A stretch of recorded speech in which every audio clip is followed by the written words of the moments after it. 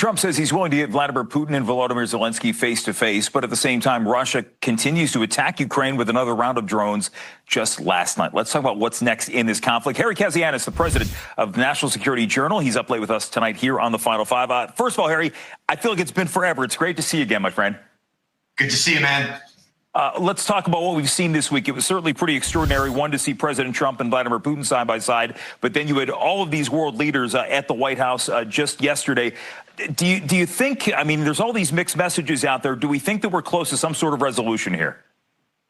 No, unfortunately not, Jim. I mean, but let's take a step back, because I don't want to be a Debbie Downer, because what did happen was historic. I mean, having multiple summits within 72 hours, I think is a great first step to get to a peace agreement, to get to something where the shooting and the fighting will stop in Ukraine.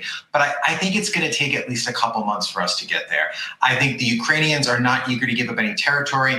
In fact, it's been widely reported that actually giving up territory is against their constitution and will require a referendum in Ukraine. And I don't think that would actually go over very well. The Russians, on the other hand, Jim, they feel like they're in the ascendance. They feel like that they're slowly taking more and more territory away from Ukraine, damaging their capability to fight, not just now, but in the months and the years ahead. So I think we're a ways away from a deal. But I think at least we can at least see a vibe shift that's happened, to borrow a popular phrase these days. And I think that's the foundation of something. So that's a good thing. It's just going to take us a long time to get to the final outcome.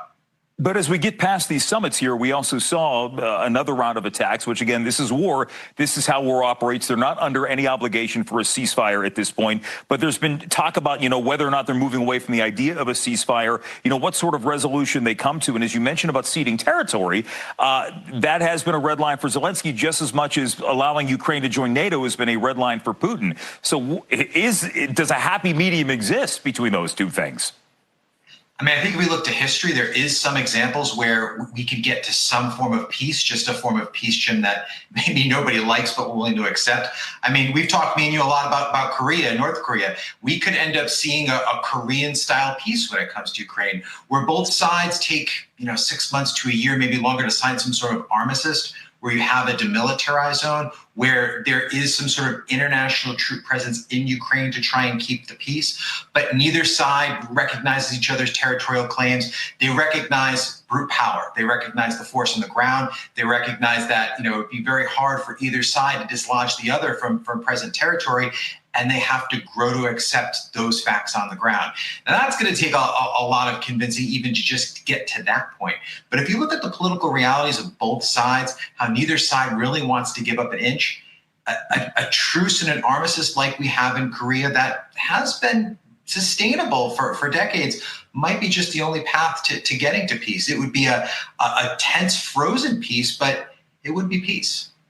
A lot of people looked at what the situation in this conflict would be like going into the second coming of the Trump administration and wondering what the attitude would be, how you would go from how President Biden and Anthony Blinken dealt with Ukraine to how the Trump administration part two is dealing with this conflict here. Have you seen, and I'll steal the phrase that you used, have you seen a vibe shift in how President Trump approached this conflict early on to now 8 months into the job?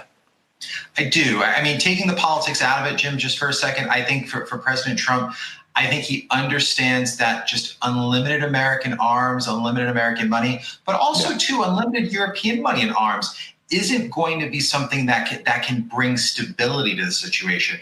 Because I think, to be honest with you, Jim, I think the Biden administration, their hope was that if we put enough pressure on the Russians, they'd either give up the conflict, or perhaps the Russian middle class or oligarchs would overthrow Putin and there'd be some sort of peace that way. There's been a lot of loose talk about that in Washington for years now. So I think there's these two very fundamental differences of opinion when it comes to each president. I think at the end of the day, I think the Trump position probably be the one that's going to shape out. I mean, look, let's face it, Jim, we're $37 trillion in debt. We don't have the capability to fund a great power war like that forever. And I think the Russians will eventually get economically exhausted, and so the Ukrainians. So there's going to be some sort of peace that's going to happen. And I think Trump is by sheer force of will and expending a lot of political capital, is trying to take us there. And the reality is, too, I think the American taxpayers deserve some sort of accounting for where this money goes, especially with the fact that there are no boots on the ground. I think that is a credit to the last two, the current administration, the previous one. The question is to what end and how long can you realistically avoid that from becoming reality? Harry, I got to leave it at that. It's great to see you again. Thanks for joining us here on the show. Thank you, sir.